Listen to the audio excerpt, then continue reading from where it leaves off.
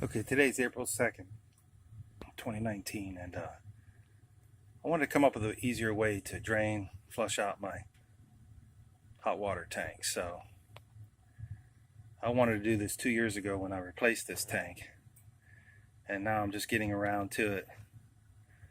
The tank before this lasted 7 or 8 years, and what happened is the hard water sediment filled up inside of the tank. It rusted a hole in the tank, started leaking, and then the pan did its job, started catching the water, and it started going out this emergency drain, and it did what it was supposed to do, drain to the outside of my house. I didn't even know it till one day I was on the outside of my house, saw water coming out of my house, and I knew exactly what it was.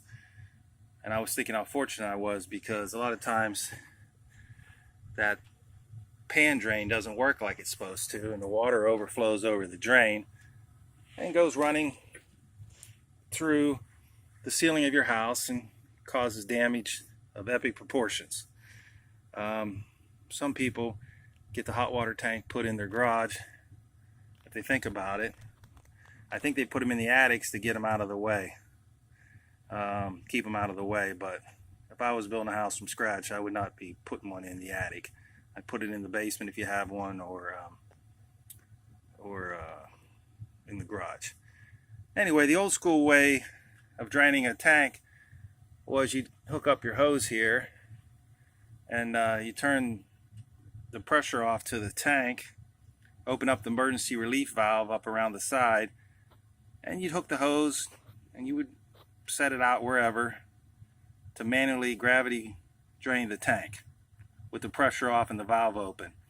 And it would take a considerable time, half hour, 45 minutes, an hour, to drain the tank. But the whole object is that way, is to drain out the sediment. And a lot of times, I guess that worked in the old days, or I guess it still works a little bit. But a while back, I hooked the hose up like to here and ran it outside, and I left the pressure on the tank on and just left everything alone. And I just opened up this valve, and I went outside, and you wouldn't believe what was coming out of the tank. I had a whole pile full of white crystals, which was the hard water sediment. So actually leaving the tank under pressure and just opening this valve and running it outside, it was like a quicker way to kind of like power flush. You actually leave the water on, and the pressure flushes it out. So I thought, and here I am up in the attic, my attic, and I thought, man, I don't want to run a big long hose down through my house, get my rug dirty, scuff my floors. So I thought, wouldn't it be neat to just get a little wash machine water hose, like you hook up a wash machine. And I found one I found a used one with a 90-degree angle, worked out real nice. Make sure your washer's in there. And I cut the other end off right here. And my original idea was to use the emergency drain right here to put it in there and to drain it out. Just use a piece of plastic around your hand when you turn it on. And then I thought, well, if you have a 5-gallon bucket, you could put it in a 5-gallon bucket. At least with a 5-gallon bucket, you could see what's coming out, or put a bucket on the other end where your drain is on the side of the house. So I actually went ahead and tried this out. And I first filled up this 5-gallon bucket, and then I turned the valve back off. Then I put it down in there, and I used a piece of plastic, like just a piece of plastic from a bag, and I put my hand around it, and it actually sealed it perfectly fine. And I ran it for about a couple minutes. On the other end of the side of my house, I have a big bucket that's catching everything, so I'll see what's in that later. So anyway, I lay down a towel in case it leaks a little bit or whatever.